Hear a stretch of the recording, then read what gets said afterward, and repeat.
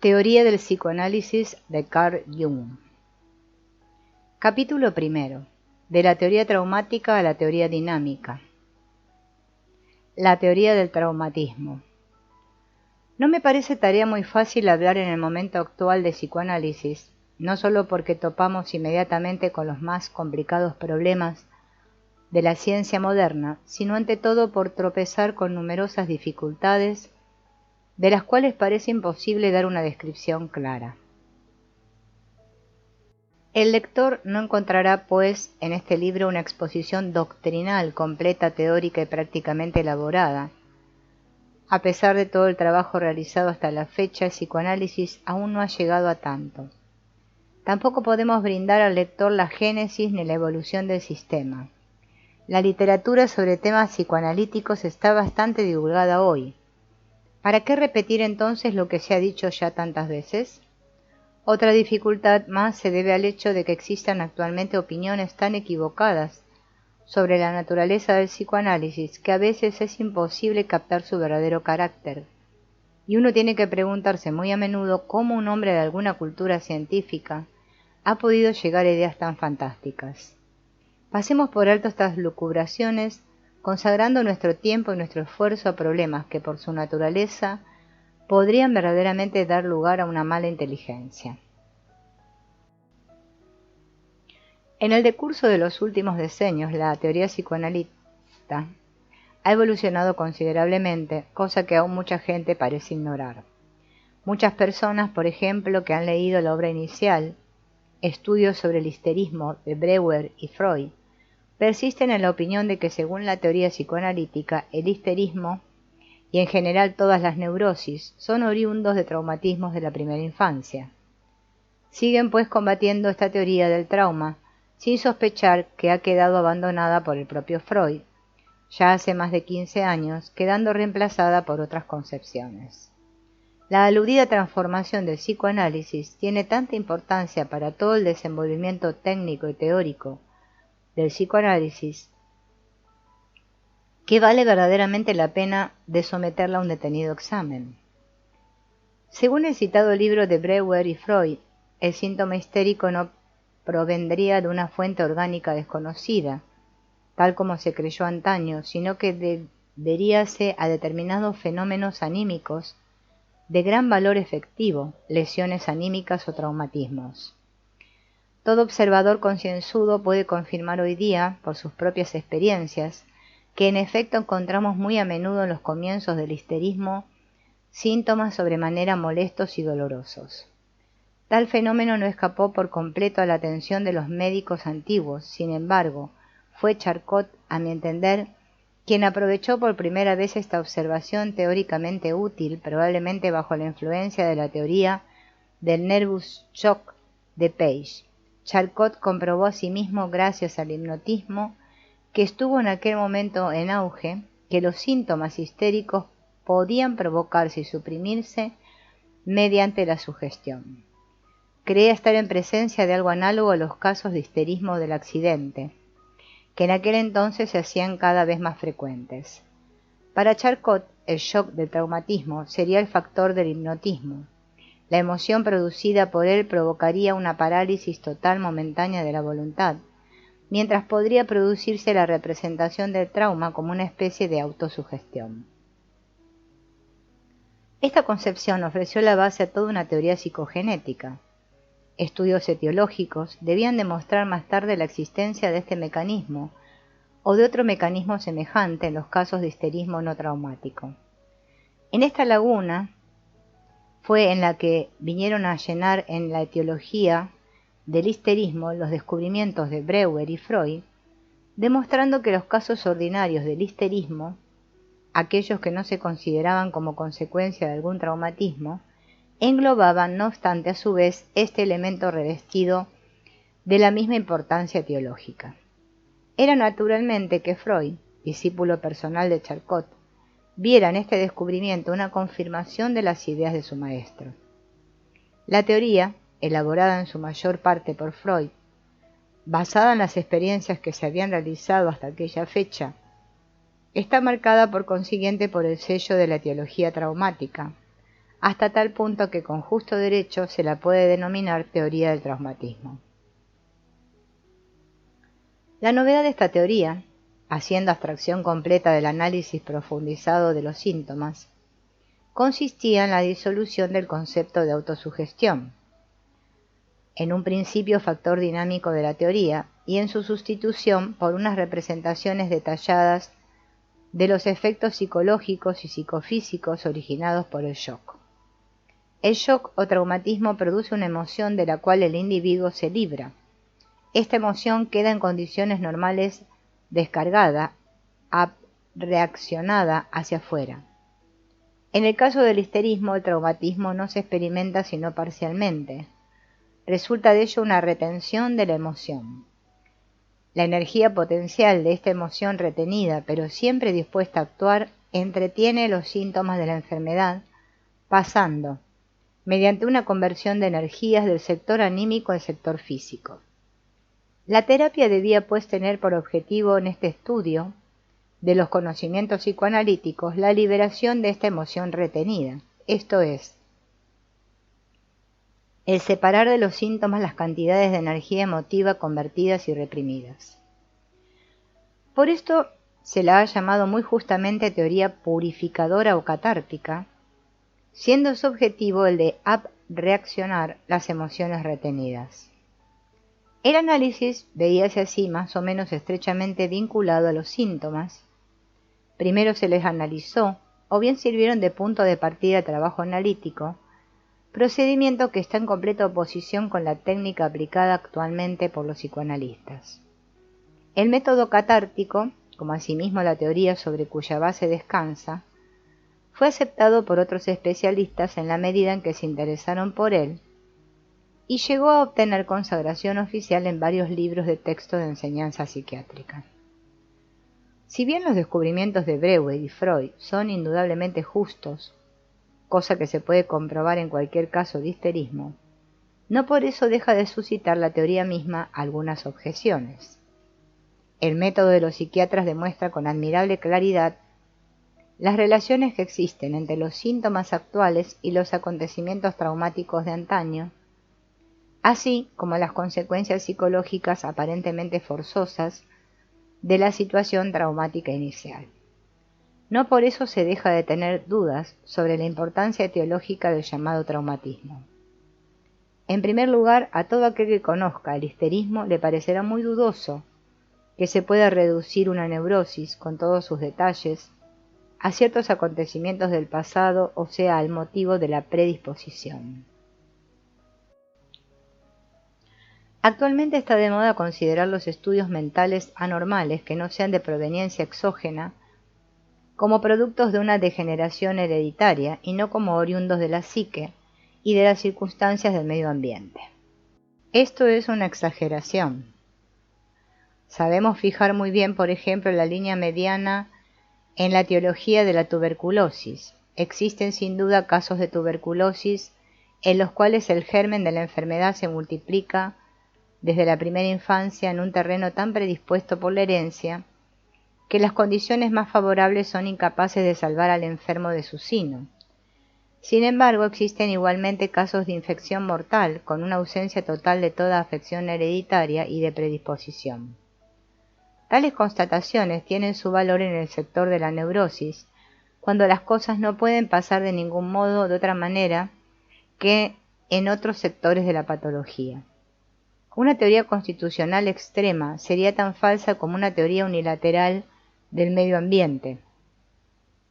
Aunque la teoría del traumatismo tenga un carácter muy marcado de teoría constitucional, que busca en el pasado la conditio sine qua non de la neurosis, no por eso el empirismo genial de Freud ha dejado de encontrar en sus estudios propios, como los que fueron realizados por Breuer, hechos más en consonancia con una teoría ambiental, pero estos hechos no han sido utilizados suficientemente desde el punto de vista teórico. Estas observaciones fueron luego condensadas por Freud en una sola idea, que debía conducirle más tarde mucho más allá de la teoría del traumatismo, el concepto de la represión. La teoría de la represión. Por represión se entiende un mecanismo de transferencia de una noción consciente a la esfera inconsciente, o esfera de la psique ignorada por la conciencia. El concepto de la represión se basa en la observación hecha tan a menudo de que los neurópatas son capaces de olvidar hasta tal punto los pensamientos o los acontecimientos importantes, que parecerá como si nunca hubieran existido. Este fenómeno es harto frecuente y es sin duda conocidísimo por todos los médicos que ya se han preocupado de penetrar en la psicología de sus enfermos. Ya los trabajos realizados por Breuer y Freud demostraron la necesidad de usar unos procedimientos especiales para devolver a la conciencia las vivencias traumáticas olvidadas. Quedamos sin duda algo sorprendidos, ya que todo el mundo está poco dispuesto a admitir que cosas importantes puedan olvidarse. Frecuentemente han surgido críticos que pretendían que los recuerdos hipnóticos no eran sino el resultado de la sugestión, sin que respondieran a realidad alguna. Aunque tal duda esté hasta cierto punto fundada, sería injusto aprovecharla para negar la represión en principio, puesto que en muy numerosos casos ha podido ser comprobada la autenticidad de los recuerdos reprimidos y devueltos luego a la superficie de la conciencia. Para contribuir por nuestra parte a las abundantes pruebas que existen de este caso, podemos demostrar experimentalmente la existencia de tales fenómenos mediante la expresión de las asociaciones de ideas. Comprobamos que las asociaciones de ideas que pertenecen a unos complejos fuertemente afectivos reaparecen mucho más difícilmente en la superficie de la conciencia y quedan muy a menudo olvidadas.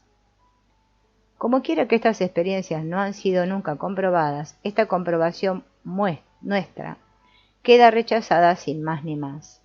Ahora bien, recientemente Wilhelm Peters de la escuela de Kraepelin ha confirmado mis primeras observaciones y ha demostrado que los acontecimientos que hayan acarreado un displacer, desdén, dolor, son solo muy raras veces reproducidos con exactitud.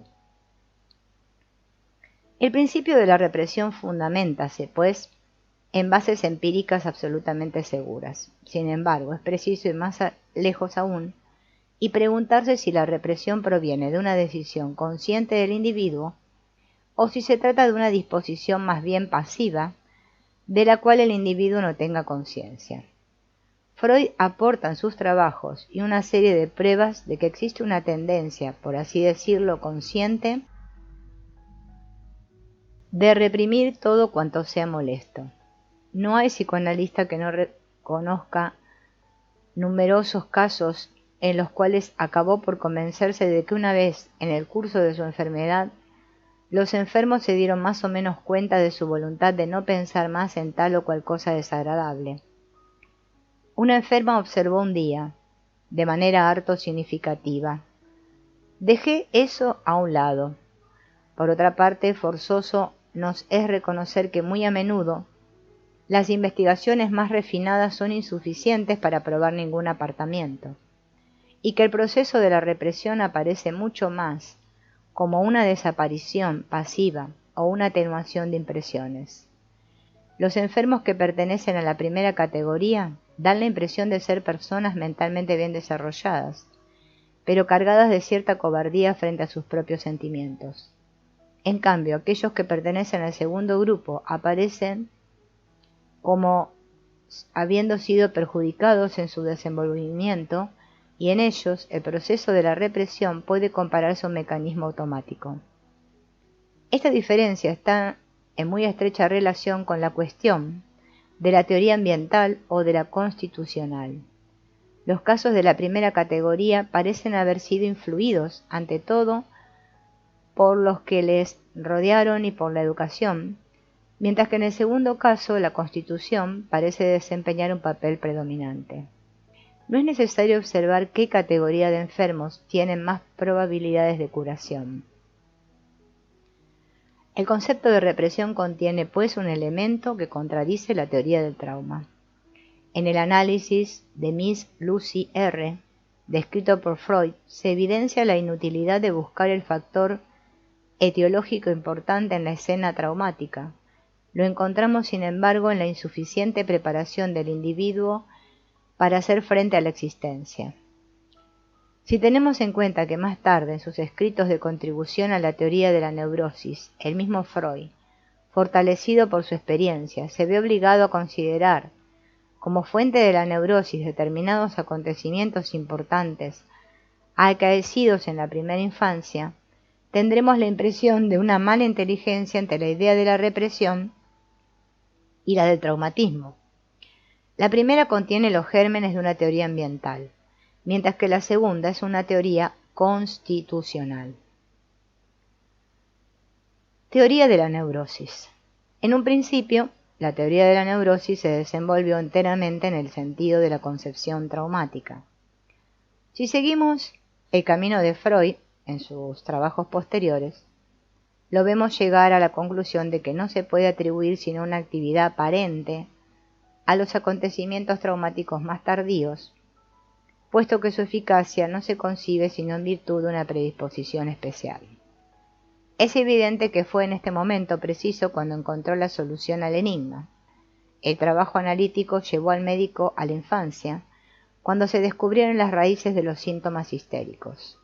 Para esto se ha remontado la cadena de los síntomas histéricos, eslabón por eslabón, hasta llegar a reminiscencias infantiles.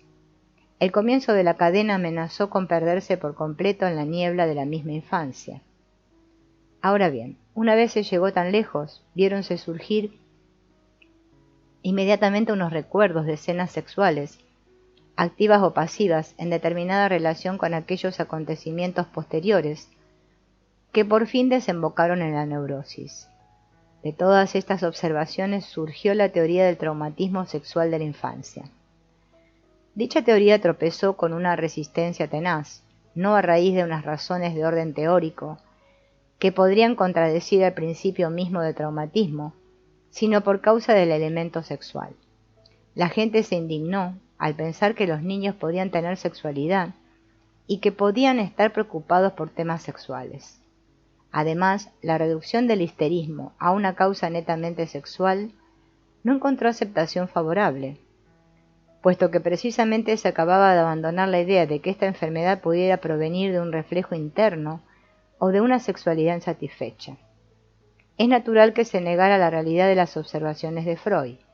Sin embargo, si los contradictores se hubieran contentado con ello, si la oposición no se hubiera fomentado artificialmente, so pretexto de la indignación moral, hubiera sido posible una discusión sin enfado y desapasionada. Pero desde el momento en que se rozó el sector sexual, la teoría tropezó con una resistencia general, y toda la escuela freudiana no inspiró en Alemania sino desconfianza.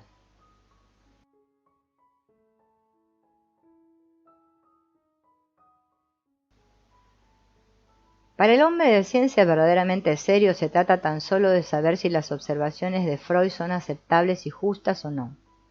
Es posible que a veces las encontremos poco probables, no obstante no debemos considerarlas a priori como falsas. Todas las veces que la comprobación de sus resultados se ha intentado seriamente, las relaciones psicológicas han quedado absolutamente confirmadas. No así la primera suposición de Freud, de que se trataba siempre de escenas verdaderamente traumáticas. Además, el mismo Freud tuvo que abandonar, a consecuencia de numerosas experiencias, la hipótesis de la irrealidad absoluta del traumatismo sexual, comprobando que estas escenas de carácter sexual eran en parte irreales. Esto parece dar razón a primera vista a aquellos críticos que pretendían que los resultados de las investigaciones analíticas debíanse a la sugestión. Pero tendríamos que dudar de la buena fe de quienes aporten tales afirmaciones. Quien haya leído los primeros escritos de Freud y haya intentado penetrar en él, en la psicología de sus enfermos, sabe perfectamente cuán injusto sería atribuir a un espíritu tan fino como el suyo tan burdos errores. Acusaciones de este talante recaen en últimos análisis sobre quien las haya formulado. Desde entonces se ha examinado con toda clase de necesarias precauciones una larga serie de enfermos para excluir toda posibilidad de sugestión, y las relaciones descritas por Freud no han dejado de quedar corroboradas. Nos vemos, pues, obligados a admitir que gran número de tales traumatismos de la primera infancia son de carácter meramente imaginario, que no son sino meras fantasías, mientras que a otros traumatismos les corresponde la realidad objetiva. Esta comprobación, en el primer momento un tanto desconcertante, quita todo valor etiológico al traumatismo sexual de la edad juvenil, poco importa si ha existido o no. La experiencia demuestra que las fantasías pueden tener una acción casi tan traumática como los mismos traumatismos sexuales. Sin embargo, todo especialista del histerismo puede recordar casos en los cuales la neurosis fue verdaderamente provocada por unas impresiones violentas con efectos traumáticos. Nos encontraríamos aquí ante una contradicción a causa de la improbabilidad del traumatismo que hemos comprobado más arriba. Sin embargo, esta contradicción no es sino aparente. Muchísimas personas han padecido traumatismos en su infancia o en la edad madura, sin que se hayan vuelto neuróticos. El traumatismo no tiene pues una importancia etiológica incontestable, puede producirse y desaparecer luego sin dejar huellas duraderas. Es preciso pues que el individuo se encuentre en una disposición interior completamente especial para que ésta pueda ejercer una acción. No se trata de una disposición hereditaria completamente oscura, sino de un desenvolvimiento psicológico que tocaría a su apogeo y manifestaríase en el momento traumático. He aquí un ejemplo concreto que nos hará comprender el carácter del traumatismo, así como su preparación psicológica. Una señora joven fue atacada de un grave traumatismo a consecuencia de un gran susto. Después de pasar la noche en casa de unos amigos, volvía a su casa a eso de la medianoche en compañía de varios de ellos. Súbitamente detrás de ella apareció un coche cuyos caballos corrían al galope. Las demás personas se pusieron de lado, pero ella, espantadísima, se quedó en medio de la calle y se puso a correr ante los caballos. El cochero hizo sonar su látigo, gritó, juró, pero todo fue en vano. Ella seguía corriendo por en medio de la calle que la condujo a un puente, y allí, habiéndose perdido sus fuerzas, estaba a punto de arrojarse al río para esquivar el peligro de los caballos. Por suerte, los transeúntes lograron impedir que realizara su propósito. Ahora bien, dicha señora, que solía residir en San Petersburgo, había resistido a la sangrienta represión de los sublevados en la famosa jornada del 22 de enero, encontrándose por casualidad en la calle cuando las tropas la limpiaron con sus descargas. A ambos lados caían al suelo personas muertas o heridas. Sin embargo, ella conservó su entereza y presencia de espíritu. Descubrió un pasaje a través del cual pudo salvarse pasando otra calle. Aparentemente la escena espantosa no la había impresionado. Se encontraba perfectamente bien, hasta en mejor disposición que de costumbre.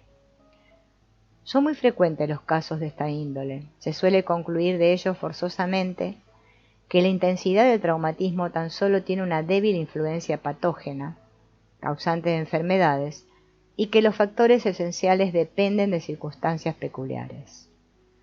Poseemos ahora un indicio que podría ayudarnos a descubrir lo que es la predisposición. Preguntémonos ante todo, ¿cuáles son las circunstancias peculiares de la escena del coche? La señora se asustó cuando oyó el galope de los caballos. Durante un instante tuvo la intuición de una espantosa fatalidad, en virtud de la cual este galope significaría su muerte o alguna otra cosa no menos horrenda, hasta tal punto que perdió completamente la razón. No cabe duda que los caballos desempeñaban en la escena un papel importantísimo. No puede ser de otro modo, sino que representen para la enferma algo peculiar, para que tan nimio acontecimiento pueda producir en ella tales efectos. Podría suponerse, por ejemplo, que ya alguna vez en su vida había corrido peligro a causa de unos caballos. Efectivamente fue así. A la edad de 7 años, cuando la llevaban de paseo en coche con su cochero, los caballos se desbocaron, lanzándose hacia un río que corría por un lecho muy profundo. El cochero saltó del coche gritando e hiciese otro tanto. En su terror la pequeña apenas se pudo decidir a ello, sin embargo saltó en el último momento, antes de que los caballos se hubieran precipitado, arrastrando tras sí el coche en las honduras del río, donde los animales perecieron ahogados. Que semejante acontecimiento pudiera dejar tan profunda impresión no tiene nada de sorprendente. Sin embargo, no se explica cómo y por qué precisamente una alusión tan nimia ha podido provocar tanto tiempo después reacción tan absurda. Sabemos que el síntoma tardío tuvo su preludio en la infancia, pero todo cuanto pueda contener de patológico queda completamente inexplicado. Esta anamnesis nos demuestra claramente la desproporción que existe entre el llamado traumatismo y la parte que corresponde a la fantasía. Esta última debía predominar considerablemente en este caso para que se llegara a dar tanta importancia a un acontecimiento tan anodino. Uno se siente impulsado a la busca de la explicación, sobre todo en el traumatismo infantil, pero, según parece, completamente sin éxito. No comprendemos por qué han podido quedar latentes las consecuencias durante tanto tiempo y por qué aparecieron precisamente de modo tan repentino en aquella ocasión. Y no cada vez que la enferma haya tenido que evitar un coche de caballos que se aproximaba, cosa que seguramente le debía ocurrir con gran frecuencia y en las mismas circunstancias anteriores.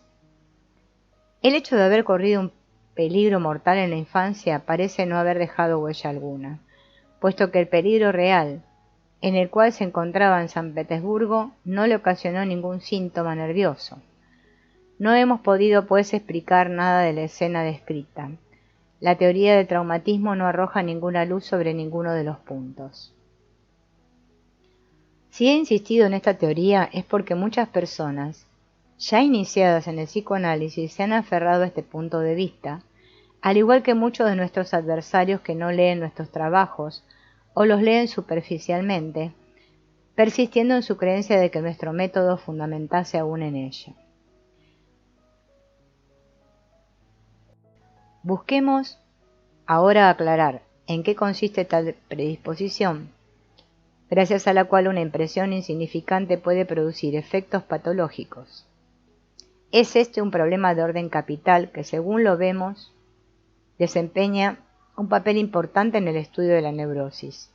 Se trata de saber cómo los acontecimientos del pasado relativamente desprovistos de importancia pueden tener la fuerza demoníaca y caprichosa suficiente para perturbar las reacciones de nuestra vida actual. El elemento sexual en el traumatismo. En su primera fase, la escuela psicoanalítica y todos los partidarios que se atrajo luego, esforzáronse en descubrir el carácter especial de la vivencia, la causa de sus efectos tardíos. Fue Freud quien profundizó más el estudio de la cuestión, siendo el primero y el único que se diera cuenta de que el acontecimiento traumático se mezclaba con un elemento sexual, y que el mismo traumatismo debíase en gran parte precisamente a este elemento, que debe ser considerado por regla general como inconsciente. El carácter inconsciente de la sexualidad durante la infancia parecería explicarnos bajo determinados aspectos el problema de la tenacidad de la constelación mediante la protovivencia, o vivencia primordial inicial. Como quiera que el verdadero significado motivo de la vivencia queda oculta al individuo, conscientemente no se produce ninguna debilitación de esa emoción. Esta persistencia de la constelación podría explicarse de la misma manera que la sugestión a plazo, que es a su vez inconsciente y que no demuestra sus efectos sino en un momento determinado. Es inútil explicar por detallados ejemplos por qué el verdadero carácter de las manifestaciones sexuales e infantiles no es comprendido. El médico sabe que, hasta una edad avanzada, muchas mujeres no se dan cuenta de que practican en realidad una verdadera masturbación. Podemos sacar de ello la conclusión de que un niño está mucho menos consciente del significado de determinados actos, lo que explica por qué el significado verdadero de ciertas vivencias queda ignorado siempre. Dase el caso de que queden olvidados porque su significado sexual queda completamente ignorado o porque sería demasiado penoso aceptar su carácter sexual. En estos casos todo el acontecimiento queda reprimido. Teoría del traumatismo sexual de la infancia. La observación de Freud de que la presencia de algún elemento sexual sea indispensable para que el traumatismo tenga una acción patológica, lo llevó a la teoría del traumatismo sexual de la infancia. Esta hipótesis podría formularse de la siguiente manera: la vivencia patógena es una vivencia sexual.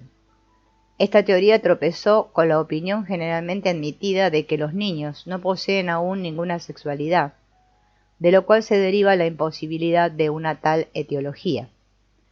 Modificar la teoría y decir que el traumatismo no es, en regla general, una realidad sino un producto de la imaginación, no adelantaría mucho las cosas y no haría la explicación más fácil. Al contrario, esta modificación nos obligaría a considerar en el acontecimiento patógeno una manifestación sexual positiva de la imaginación infantil. No se trataría ya entonces de una impresión brutal y casual, impuesta desde fuera, sino de una manifestación creada por el propio niño, manifestación que a menudo posee una innegable claridad. Hasta las escenas traumáticas producidas en la realidad con un positivo carácter sexual no se han producido siempre con independencia del propio niño. Muy a menudo parecen haber sido preparadas y provocadas por él. Estas pruebas, tal como otras experiencias, hacen aparecer como muy probable que los traumatismos reales puedan a su vez estar provocados y atraídos por la actitud psicológica del propio niño. La medicina legal conoce en completa independencia de nosotros unos paralelismos sorprendentes con esta observación psicoanalítica. La sexualidad infantil. Podría parecer que la fuente de la neurosis se encontrase en la prematura manifestación de las fantasías infantil que tuviera consecuencias traumáticas. Tendríamos que reconocerle al niño, en tal caso, una sexualidad mucho más formada de lo que se ha admitido hasta ahora. Se conocía, es verdad, desde mucho tiempo, casos de sexualidad precoz, por ejemplo, en una niña de 2 años que tenía ya sus reglas, o en 2 niños de 8 y 5 años que tenían eyaculaciones perfectas, pero todos estos casos constituían una excepción.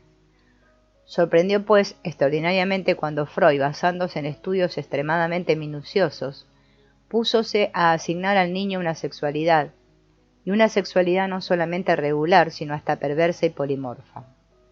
Todo el mundo pareció muy rápidamente dispuesto a pretender que todo aquello no era sino sugestión en los enfermos por el psicoanalítico, y que por consiguiente la sexualidad infantil no era sino un producto artificial harto discutible. Los 3 estudios sobre la teoría sexual. Los 3 estudios de Freud despertaron por eso no solo violenta oposición, sino hasta verdadero escándalo.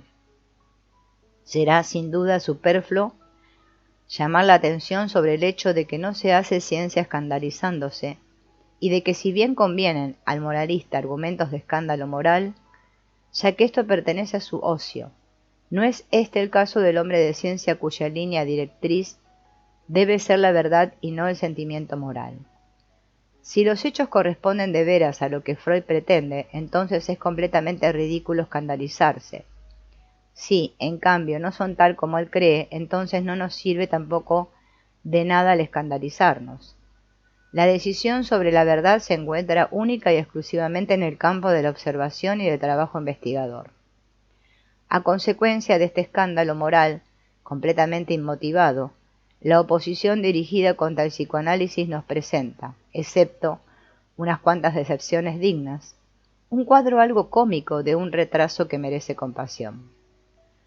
A pesar de que de la escuela psicoanalítica no puede aprender nada de la crítica que le hace su oposición, por no aportar dicha crítica ninguna advertencia útil a la investigación psicoanalítica, nuestra escuela tiene, no obstante, el deber de entrar en discusión fundamental con las contradicciones existentes en la manera de ver acostumbrada y tradicional. Nuestro objetivo no estriba en estructurar una teoría paradójica y que esté en contradicción con toda opinión hasta ahora existente, sino en proporcionar a la ciencia una determinada categoría de observaciones nuevas. Consideramos, pues, como uno de nuestros deberes hacer todo lo que nos sea dable para llegar a un acuerdo. Tenemos que renunciar, desde luego, a intentar lograrlo con todas aquellas personas que sostienen ciegamente todo lo contrario. Esto no sería sino un trabajo perdido. Podemos esperar, sin embargo, estar en condiciones de llegar a hacer las paces con la ciencia oficial. Es a este afán al que obedece mi intento de exponer aquí el desenvolvimiento ideológico ulterior de las teorías psicoanalíticas hasta que se haya llegado a la teoría sexual de la neurosis. Tal como hemos dicho antes, la observación de precoces fantasías sexuales obligó a Freud a suponer la existencia de una sexualidad muy ricamente desarrollada. Sabido es que la realidad de esta observación fue categóricamente hostilizada por muchos, esto es, que muchos creen que aquí se trata tan solo de un burdo error y de una tosca ceguera de Freud, y con él de toda su escuela, tanto en Europa como en América, que lo llevó a descubrir cosas que en realidad no existen. Generalmente se nos imagina como personas víctimas de una epidemia mental. Tengo que confesar que no poseo medios para defenderme contra esa clase de críticas. Es preciso observar además que la llamada ciencia no tiene ningún derecho a afirmar de antemano que determinados hechos no existen, solo se puede decir a lo sumo que nos parecen harto inverosímiles y requieren aún más comprobaciones o un estudio más profundizado. Tampoco somos susceptibles a la objeción de que, con el método psicoanalítico no se pueden descubrir nada digno de confianza, puesto que el mismo método es absurdo también.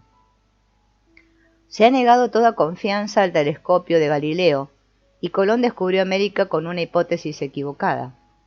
Concedido que nuestro método puede comportar muchas deficiencias, pero esto no impide aún que lo apliquemos. Antaño se lograron determinaciones muy exactas de tiempo o de lugar, mediante una observación astronómica completamente insuficiente. Las objeciones contra el método deben considerarse como meras excusas, hasta el día en que la oposición se decida a pisar, por fin, el terreno concreto de los hechos. Es allí donde debe obtenerse la decisión, y no en vanos combates. Nuestros adversarios llaman también al histerismo una enfermedad psicógena.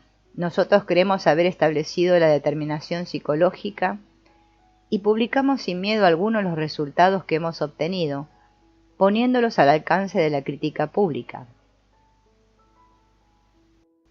Quien no esté conforme con estos resultados nuestros, no tiene que hacer sino decidirse a publicar algún que otro día sus propios análisis de casos de la misma dolencia.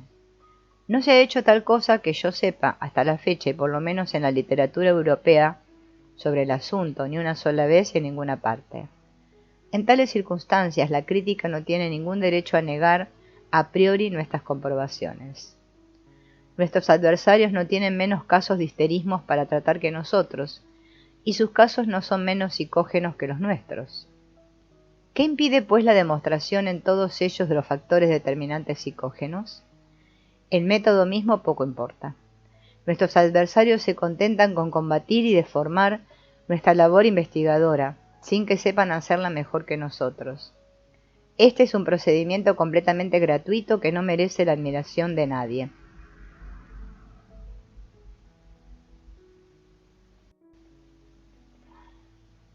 Muchos de nuestros críticos son más cautos y justos, y conceden que verdaderamente hemos realizado observaciones reales, y que con gran probabilidad existen aquellas correlaciones que el psicoanálisis cree haber descubierto. Sin embargo, suponen que damos una interpretación falsa de las mismas.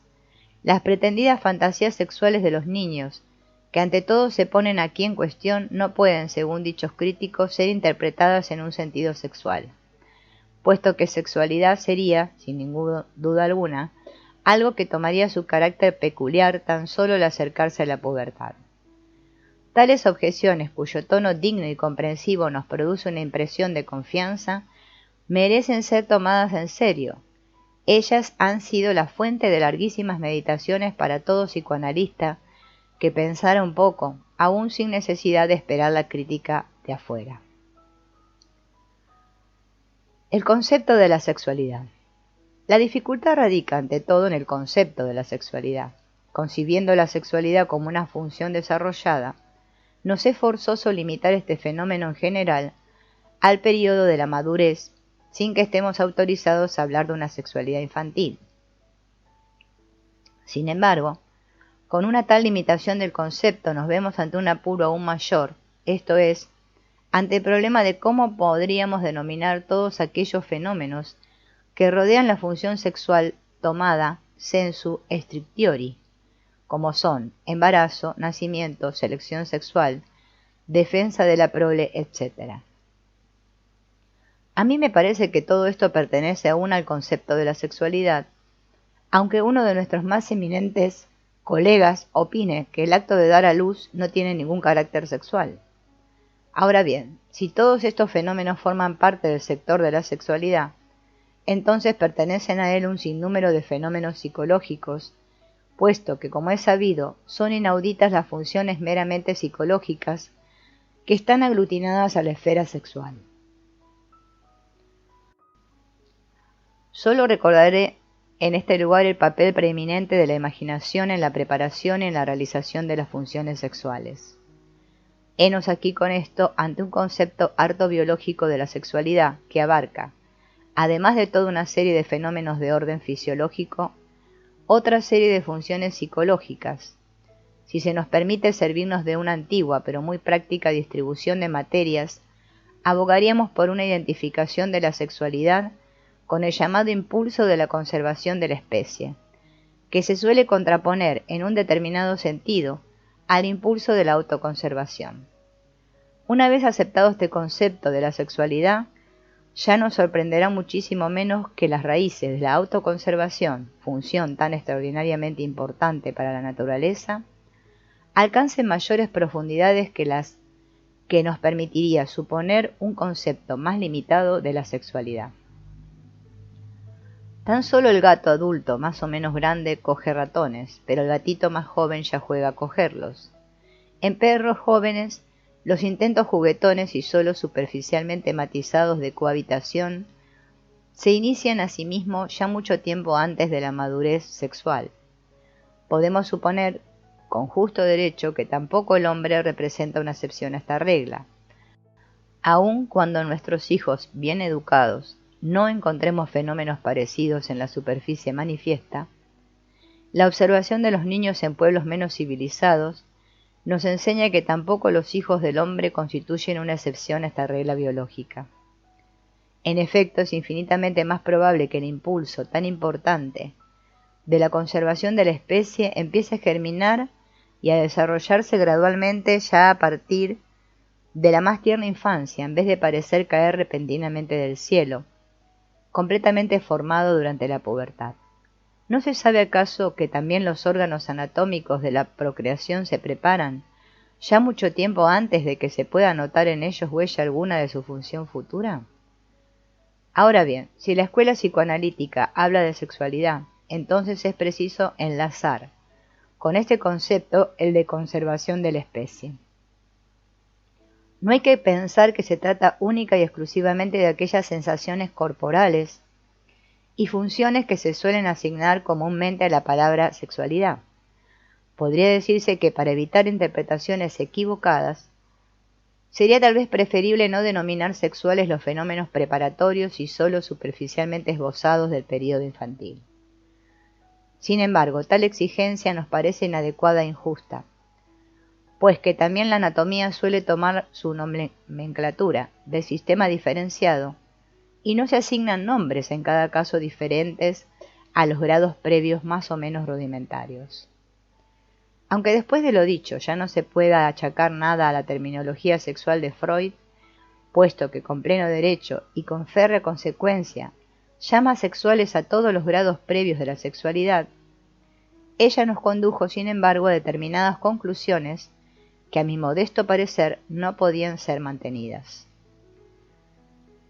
Si nos preguntamos hasta qué momento del pasado infantil nos es posible seguir las huellas de la sexualidad, tendremos que contestar diciendo que si bien la sexualidad existe implícitamente, ya ab ovo, no se manifiesta, sin embargo, sino tan solo después de largo tiempo de iniciarse la vida extrauterina.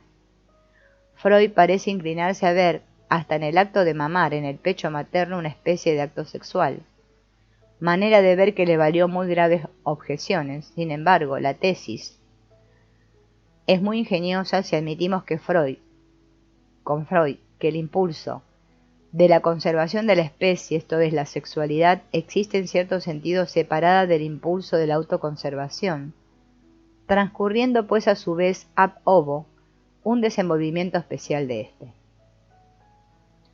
Sin embargo, esta manera de ver ya no me parece admisible desde el punto de vista de la biología. No es posible separar violentamente de ambas manifestaciones o funciones del hipotético impulso vital, asignando a cada una de las partes un camino evolutivo peculiar.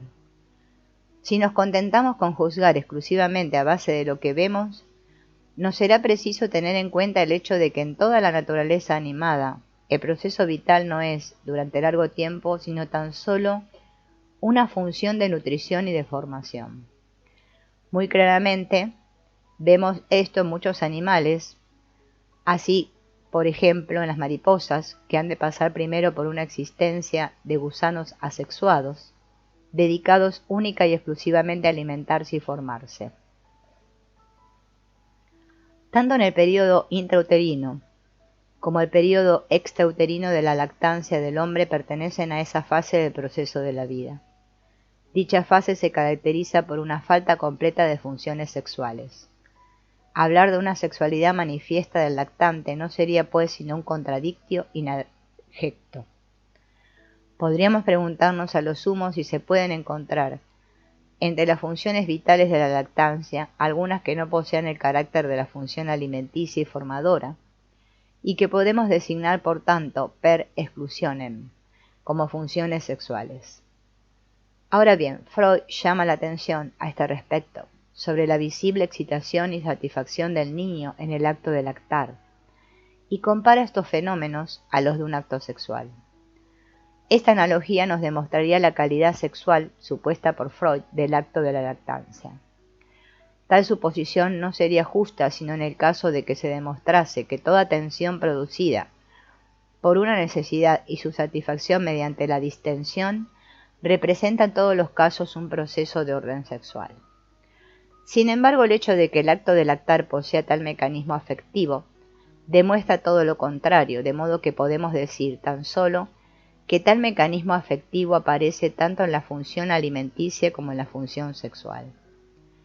Pero si Freud quiere deducir de la analogía del mecanismo afectivo una cualidad verdaderamente sexual de la lactancia, entonces sería innegable la justificación de otra terminología, según nuestra experiencia biológica, que calificara el acto sexual a su vez como una función alimenticia.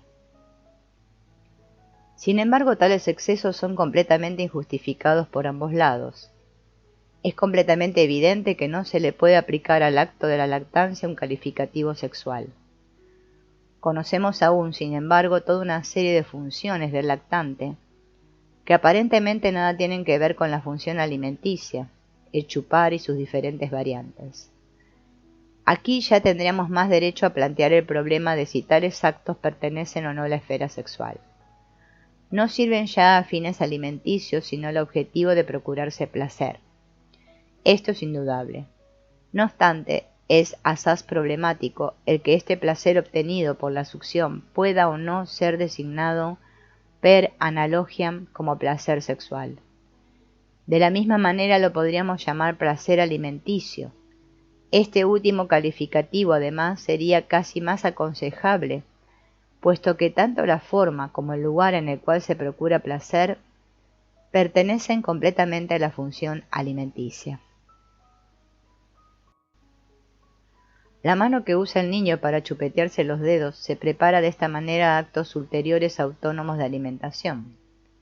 En tales circunstancias nadie propenderá a calificar de sexuales las primeras manifestaciones vitales del individuo.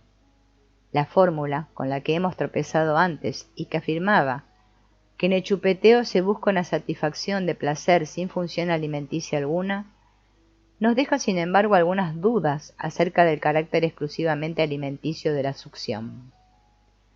Vemos en efecto que en el desarrollo ulterior del niño se presentan unos llamados malos hábitos que se enlazan íntimamente con el chupeteo, como chuparse los dedos, morderse las uñas, ponerse la mano en la nariz, en la oreja, etc.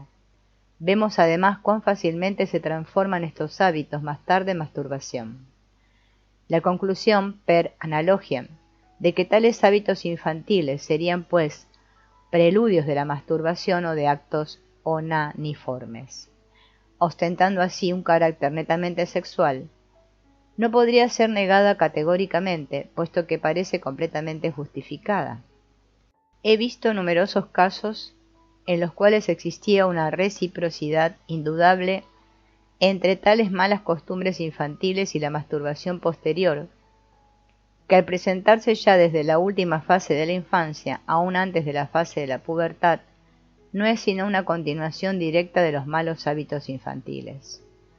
Deducir de la masturbación retrospectivamente el carácter sexual de los llamados malos hábitos infantiles, en cuanto sean actos para procurar placer al propio cuerpo, aparece desde el punto de vista así alcanzado como bastante probable y completamente comprensible. De eso a calificar de sexual el chupeteo infantil ya no hay mucho trecho.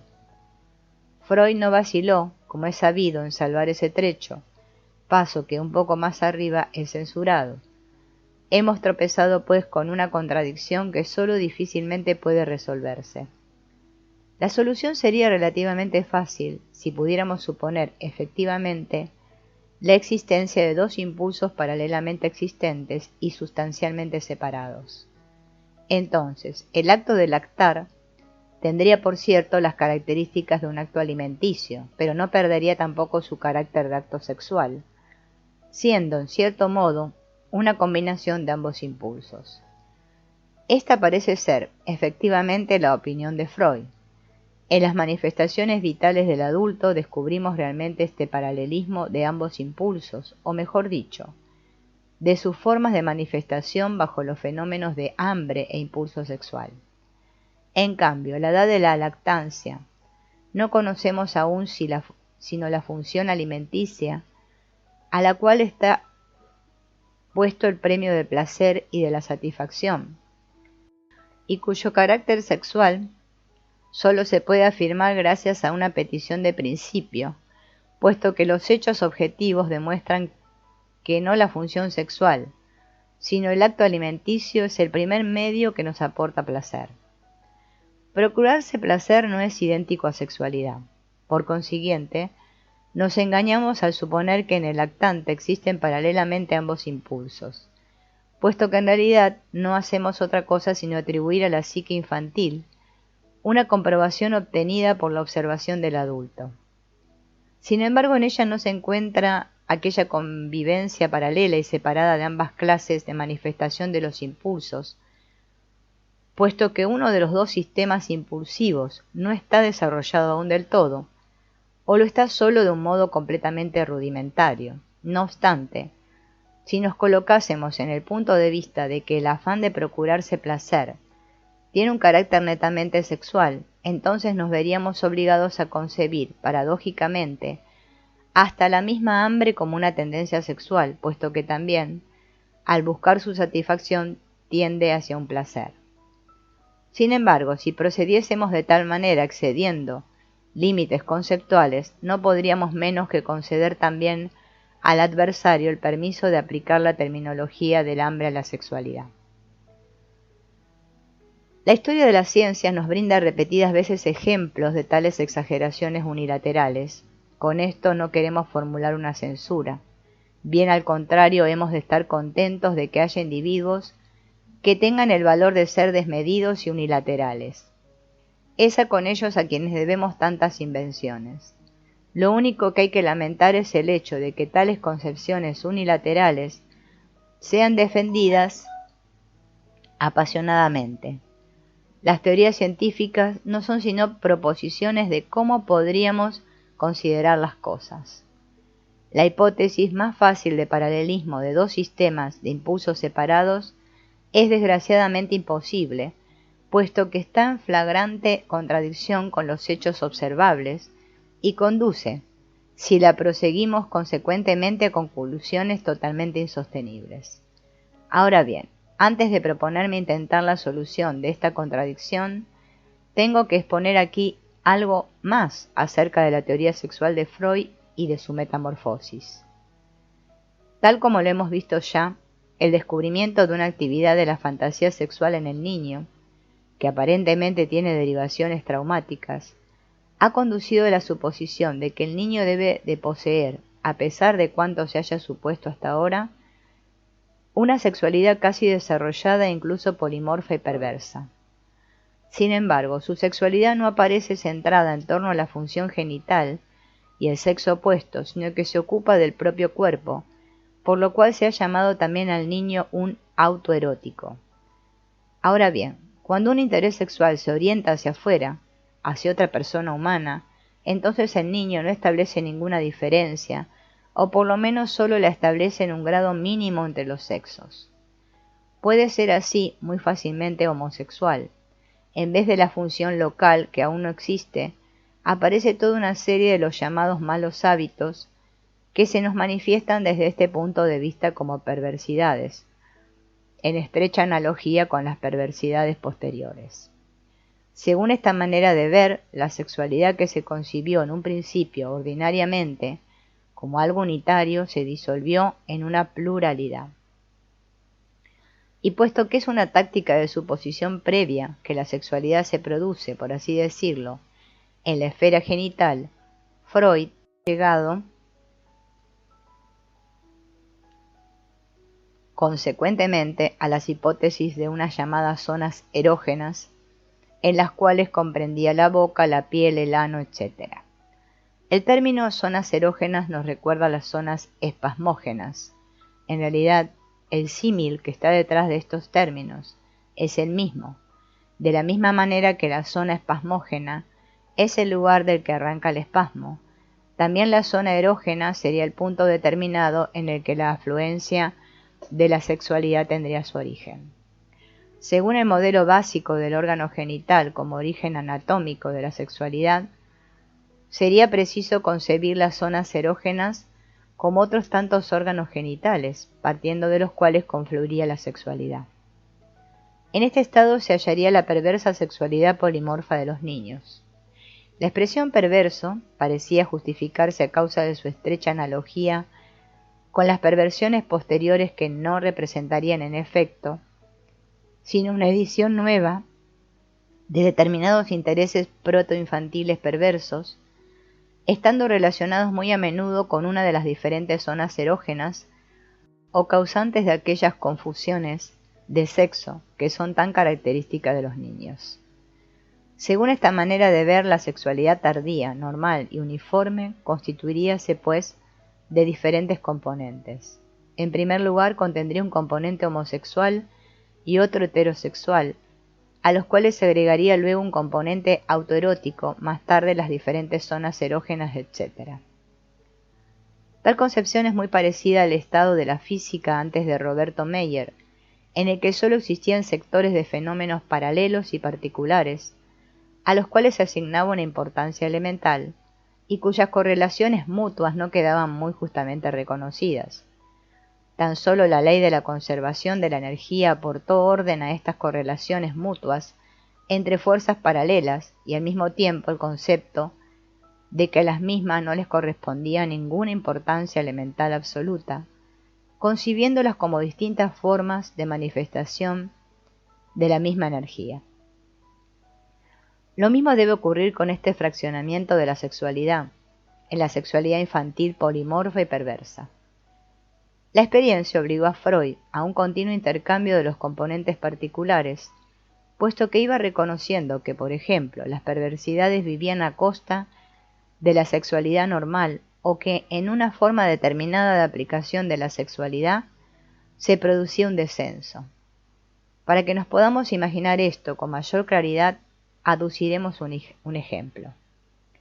Un joven ha tenido durante varios años una fase homosexual, durante la cual no experimentó ningún interés por las mujeres. Poco a poco, hacia la edad de 20 años, desapareció ese estado anormal, y el individuo se normalizó en sus sistemas eróticos, y empezó a interesarse por las muchachas, y en muy poco tiempo dejó completamente superadas hasta las últimas huellas de su homosexualismo. Esto duró así varios años, y nuestro joven realizó más de una aventura amorosa completamente lograda. Luego decidió casarse, sin embargo sufrió un terrible desengaño al verse rechazado por la muchacha que adoraba. La primera fase que siguió a este chasco fue el abandono completo de la idea de casarse. Luego prodújose en él una resistencia contra todas las mujeres, hasta que un día hubo de reconocer que había vuelto a ser otra vez homosexual. Esto es, que los jóvenes de su sexo habían vuelto a tener otra vez en él una influencia extremadamente excitante. Ahora bien, si concebimos la sexualidad como compuesta de dos factores, uno fijamente heterosexual y otro igual homosexual, entonces no llegaremos a comprender este caso. Tal manera de ver no nos permitirá además ninguna comprensión en absoluto, puesto que la suposición de la existencia de unos componentes fijos excluye de antemano la posibilidad de todo cambio. Tenemos que suponer, pues, precisamente para la oportuna comprensión del caso que hemos referido, una movilidad mayor de los componentes de la sexualidad, una movilidad que llega tan lejos que uno de los dos componentes desaparece prácticamente por completo, mientras que el otro domina casi en absoluto todo el primer plano. Si, por ejemplo, no se produjera más que un intercambio de posiciones, retirándose el componente homosexual con el mismo grado de intensidad en lo inconsciente, para ceder conscientemente el campo al componente heterosexual, entonces tendríamos que concluir con nuestra conciencia científica moderna que también en lo inconsciente pueden producirse procesos idénticos. Estos procesos consistirían en resistencia contra la actividad del componente heterosexual, es decir, resistencia contra las mujeres. Sin embargo, la experiencia empírica nada sabe de tal cosa, como demuestra el caso referido. Aunque haya habido unas ligeras huellas de tales influencias, han sido de tan escasa intensidad que ésta no podía siquiera compararse a la intensidad del componente homosexual de antaño. Según la manera de ver que hemos esbozado, quedaría pues incomprensible cómo el componente homosexual que se ha concebido invariablemente podría haber desaparecido tan completamente sin dejar tras de sí huellas de alguna importancia. Se ve pues que existían motivos muy contundentes para buscar la explicación adecuada de tales cambios entre bastidores. Para esto necesitamos una hipótesis más dinámica, puesto que tales conmutaciones no pueden ser concebidas sino como procesos dinámicos o energéticos.